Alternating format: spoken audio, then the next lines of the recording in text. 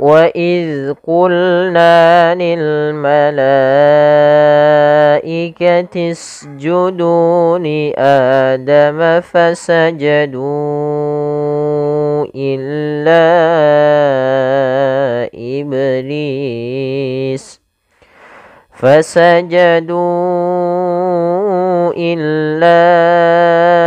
إبليس أبى واستكبر وكان من الكافرين.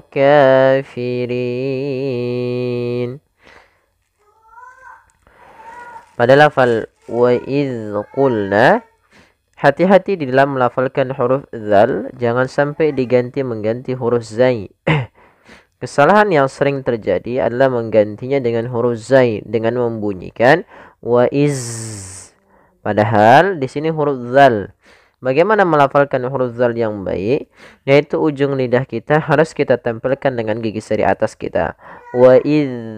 Seraya huruf zal itu memiliki sifat yaitu tertahannya nafas. Maka wa iz, tapi dia mengalirnya suara. Wa iz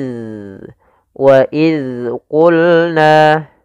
Pada lafal qulna ini qaf, jangan dibaca wa il qulna. Qulna jangan huruf kaf tapi di huruf qaf ditebalkan. Wa iz qulna lil malaikati isjudu. Pada lafal na ada mad tabi'i yaitu ditandai dengan adanya huruf na yang berharokat fathah bertemu dengan alif. Mad tabi'i sudah kami jelaskan di beberapa ayat, salah satunya yaitu di mana mad tabi'i terjadi dalam 3 kondisi, ada fathah bertemu alif, ada kasrah bertemu ya mati, ada dhammah bertemu dengan waw mati. Apabila ada 3 kondisi ini maka kita namakan dengan mad tabi'i. Kemudian lil malaikati, lafal malaikati di sini ada mad wajib muttasil. Mad wajib muttasil adalah mad yang terjadi disebabkan karena adanya huruf atau ada bacaan mad tabi'i bertemu dengan hamzah setelahnya dan hamzah tersebut pada satu kata. Pada lafal la sebenarnya kan dia mad tabi'i, la ketemu i atau ketemu hamzah. Maka di sini la harus kita panjangkan sepanjang 4 harokat karena atau 5 harokat karena dia mad wajib muttasil. Kemudian pada lafal isjudu, usjudu, ikatisjudu. Ini bukan dibaca lil malaikati usjudu. Bukan. Di sini hamzahnya atau alifnya di sini kita namakan dengan hamzatul wasal yang menunjukkan dia ada 2 huruf sukun, alif sukun, sin sukun. Ikatisjudu langsung ke huruf yang paling terakhir. Yaitu huruf sukun terakhirnya adalah huruf sin, maka langsung ke sin, tisjudu. Dan alif yang ditandai dengan tanda seperti ini di atasnya, ini dianggap tidak ada alifnya. Sehingga langsung ke huruf yang disukunkan terakhir. Kemudian pada lafal usjudu, ini ada mad tabi'i lagi, adanya dhammah yang tadi kami jelaskan bertemu dengan huruf waw sukun. Kemudian ada alif, sama alif yang ditandai dengan warna abu-abu dan sifar mustadir. Sifar mustadir lingkaran kecil di atasnya, alifnya dianggap tidak ada. Kemudian li adama, ada bacaan mad badal pada lafal adama. Ya, ini kita namakan mad badal. Mad badal terjadi kapan? Mad badal terjadi apabila ada huruf hamzah bertemu dengan huruf mad. Hamzah di sini ada pada harakat fathah datang setelahnya huruf mad berupa huruf alif, maka itu kita namakan dengan mad badal. Nah, apa perbedaannya dengan mad wajib muttasil atau mad jaiz munfasil? Bedanya kalau hamzah di depan ketemu huruf mad, dia mad badal. Kalau hamzahnya setelahnya dan satu kata itu mad wajib. Kalau beda kata dia mad jaiz. Baik, kita akan coba lihat nanti perbedaannya. Kemudian fasajadu illa iblisa. Pada lafal fasajadu dan illa, kedua-duanya kita hukumi dengan bacaan mad jaiz munfasil, bukan mad wajib muttasil. Meskipun biasanya mad jaiz dan mad wajib itu ada tanda seperti ini. Seperti bendera kecil atau pedang kecil, pedang. Yang dimana ini wajib kita panjangkan 4 atau 5 harokat dalam riwayat Imam Hafiz dari jalurnya Imam Asy-Syatibi.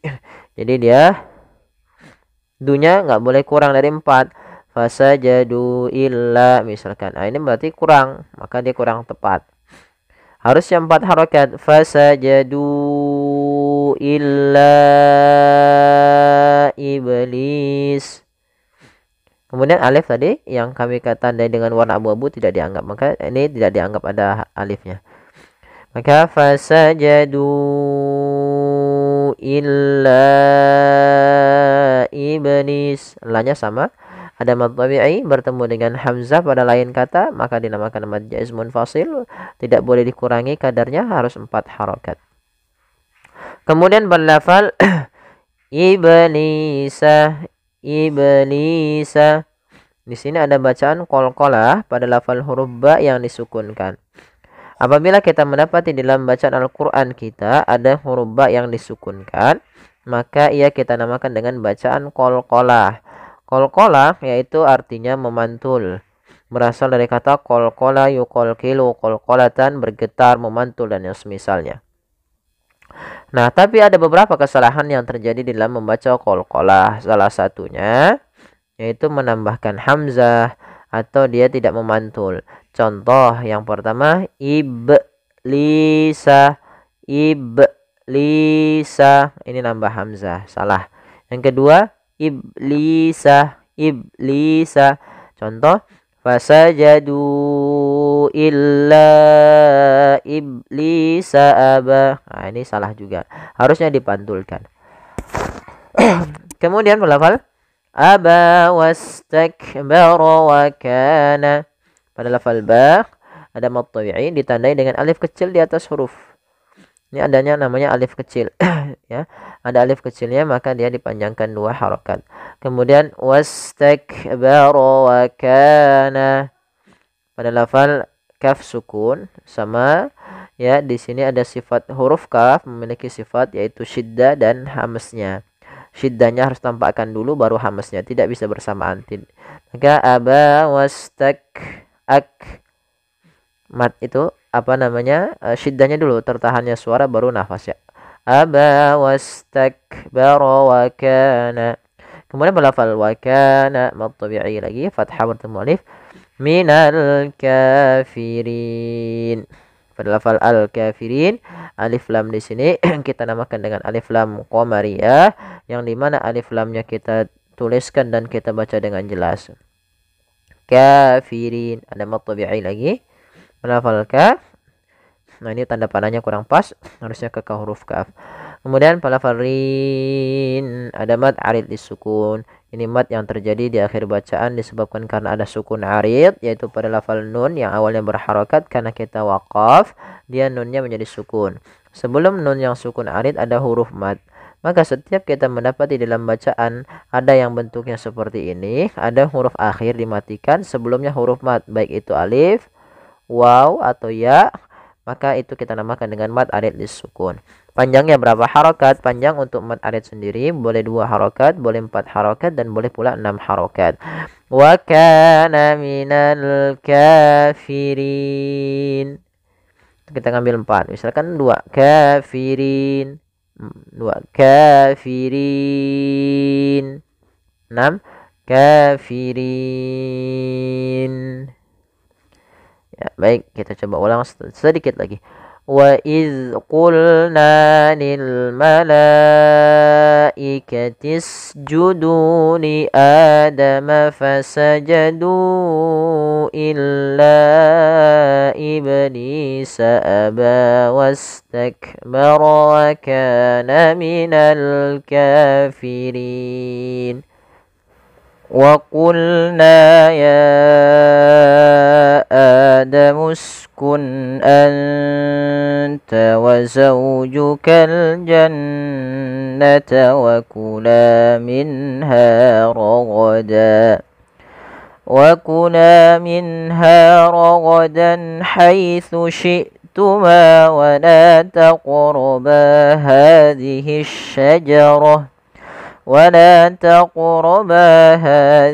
الشجرة فتكونا من الظالمين.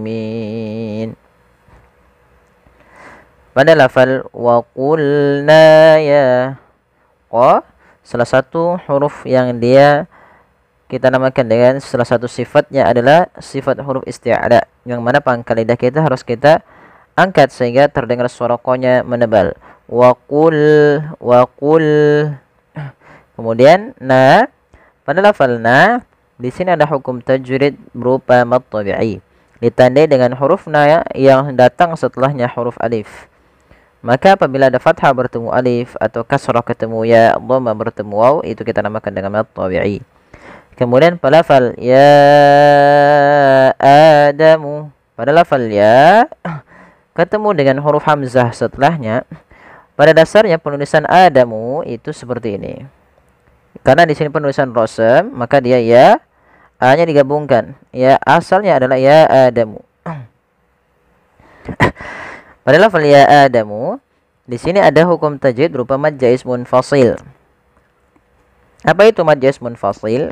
Kita uraikan satu-satu. Mad artinya panjang, jaiz boleh, munfasil itu terpisah. Nah, biasanya ini identik dengan apabila ada huruf mad tabi'i atau bacaan mad tabi'i bertemu dengan huruf hamzah setelahnya, dan hamzah tersebut bukan pada satu kata, maka dia terpisah, munfasil. Lihat hamzahnya datang setelah huruf mad tapi dia di lain kata. Maka inilah yang kita namakan dengan mad jaiz munfasil. Panjangnya berapa harakat? Panjang untuk mad jaiz sendiri adalah 4 harakat atau 5 harakat. Maka bagaimana cara membaca kita? Kita panjangkan dahulu ya. Ya Adamu. Nah, seperti itu. Kemudian pada lafal Adamu sendiri ada hukum tajwid yang selanjutnya, yaitu mad badal. Yang terjadi apabila ada huruf hamzah bertemu dengan huruf mad. Di sini ada hamzah datang setelahnya huruf mad berupa alif. Maka itulah yang kita namakan dengan mad badal. Ini perbedaan jelas antara mad badal dengan mad wajib atau mad jaiz munfasil. Panjangnya untuk mad badal sendiri cukup 2 harakat. Sebagaimana mad tabi'i. Ya Adamu. Nah, kemudian ya Adamu uskun anta wa zawjukal jannah. Pada lafal kun anta, uskun anta, di sini ada nun sukun bertemu dengan huruf hamzah. Apabila ada nun sukun bertemu dengan huruf hamzah, maka kita hukumi dengan bacaan izhar, yaitu suara nunnya harus dibaca dengan jelas, tanwinnya atau suara nunnya. Kun anta, kun anta. Kemudian pada lafal anta ada nun sukun bertemu dengan huruf ta. Maka apabila ada huruf sukun, ada nun sukun bertemu dengan huruf ta setelahnya, maka di sini ditandai dengan warna biru nunnya, menandakan dia bacaan ikhfa. Bagaimana cara membaca ikhfa? Cara membacanya adalah suara nunnya disamarkan ke huruf ta, anta. Dan makhraj daripada huruf ta sendiri, makhrajnya adalah ujung lidah kita, ujung lidah menempel dengan gusi atas kita, atau perbatasan antara gusi atas dengan gigi seri atas. Maka anta, anta, uskun anta, sambil ditahan dengungannya 2 harakat. Anta wa zawjukal jannah. Kemudian pada lafal wa zawjuka ada bacaan lin pada lafal zawjuka. Kemudian pada lafal al-jannah di sini ada alif lam. Kita namakan dengan alif lam qamariyah, yaitu alif lam yang kita tulis dan kita jelaskan suara lamnya. Kemudian pada lafal al-jannata ada nun berharakat tasydid. Ini kita hukumi dengan bacaan gunnah. Gunnah itu membunyikan suara masuk ke rongga hidung. Maka al-jan sambil ditahan suaranya 2 harakat. Kemudian wa kula minha ragadan haitsu. Lafal wa kula ada bacaan mad tabi'i, yaitu fathah bertemu alif, minha nun mati bertemu dengan ha izhar halqi, sebagaimana tadi sukun anta. Kemudian pada lafal ha ada mad tabi'i lagi, fathah bertemu alif, raghadan. Ra tebal, ya, ra tafkhim, raghadan. Kemudian ada dan di sini ada fathatain atau kita namakan dengan tanwin bertemu dengan huruf ha setelahnya. Maka ini kita juga hukumnya dengan hukum izhar halqi. Dibaca dengan jelas suara tanwinnya. Kemudian pada lafal haitsu, ha haluskan, dan huruf ha ini memiliki sifat hamas. Makhrajnya dari tengah tenggorokan kita, dan dia ha juga ada sifat apa namanya? Rikhwahnya, mengalirnya suara. Ha, haitsu. Ya, kemudian pada lafal su dan syi'tu ma. Ini sering terjadi kesalahan di dalam membacanya. Yaitu ada yang membaca hai susi tuma dengan sin diganti ha. Ini harus hati-hati. Nanti dia merubah huruf menjadi lahan. Harusnya dia su huruf sa yang pertama, ujung lidah kita menempelkan dengan gigi sari atas, kemudian shin dari tengah lidah kita. Beda antara sa dan shin. Maka hai sushi, hai sushi. Coba kita latihan. Hai sushi. Nah, kita ulangi. Hai sushi. Hati-hati jangan sampai hai sushi. Jangan dua-duanya shin atau dua-duanya sin. Maaf, sin atau diganti malah dengan huruf sin. Jangan kedua-duanya huruf sa. Tapi dah hai sushi. Yang pertama sa, yang kedua shin. Kemudian syi'tuma pada lafal hamzah harus dijelaskan suara hamzahnya. Karena hamzah memiliki sifat syiddah dan jahar, yang artinya tertahannya nafas dan tertahannya suara, maka dia harus dijelaskan. Syi'tuma, syi'tuma. Kemudian pada lafal ma ada lagi mad tabi'i kembali pada lafal ma. Kemudian pada lafal wala taqraba. Di sini pada lafal la ada mad tabi'i yaitu fathah bertemu dengan alif. Kemudian pada lafal huruf qaf yang disukunkan ini sebagaimana huruf qalqalah yang lainnya. Maka kita hukumi dengan bacaan qalqalah yaitu harus memantul. Kesalahan membaca qalqalah yang pertama tidak mantul, wala taqraba itu tidak mantul qafnya, maka salah. Yang kedua wala taqraba menambah hamzah pada lafal huruf qafnya. Ini yang sering terjadi kesalahannya. Kemudian pada lafal ba di sini ada mad tabi'i, fathah bertemu kasra, fathah bertemu alif. Ha sama mad tabi'i. Hadhihi syajarata sama di sini ada alif lam, tapi di sini alif lamnya alif lam syamsiyah, yaitu alif lam yang kita tulis dan tapi kita tidak anggap lamnya, sehingga dia langsung diidghamkan ke huruf shin menjadi shin yang berharakat tasydid. Fatakuna pada lafal ku dan na kedua-duanya mad tabi'i, panjangnya 2 harakat. Minadh-dhalimin pada lafal dha, hati-hati jangan diganti dengan zo. Ini sering terjadi sekali mengganti huruf zo gitu ya, membaca minaz-zalimin, zalim. Harusnya bukan minaz-zo tapi minallah, dha, minadh-dhalimin, minadh-dhalimin. Ya, kemudian pada lafal dha dia ada mad tabi'i lagi, fathah bertemu kasrah. Kemudian pada lafal min ada mad arid lis-sukun, mad yang terjadi disebabkan karena kita waqaf pada huruf yang dia awalnya berharakat tapi dimatikan menjadi sukun arid, maka dinamakan mad arid disukun karena mad yang timbul disebabkan ada sukun yang timbul karena waqaf. Baik, awalnya mina karena kita waqaf, nunnya mati sebelumnya huruf mad, maka ini kita namakan mad arid disukun. Panjangnya berapa harokat? Boleh 2 harokat, boleh 4 harokat, dan boleh pula 6 harokat. Ya, semoga bermanfaat yang sedikit ini. Mohon bantuannya untuk like, share, dan subscribe. Jangan lupa juga bagi teman-teman yang silakan ingin bergabung, nanti silakan komen. Bila sudah bergabung, nanti kita akan masukkan ke grup untuk misalkan mengambil kelas tahfiz. Semoga nanti bisa lanjut ke kelas yang dia pengambilan sanad Al-Qur'an Al-Karim. Demikian, kurang lebihnya mohon maaf. Wabillahi taufiq wal hidayah. Wassalamualaikum warahmatullahi wabarakatuh.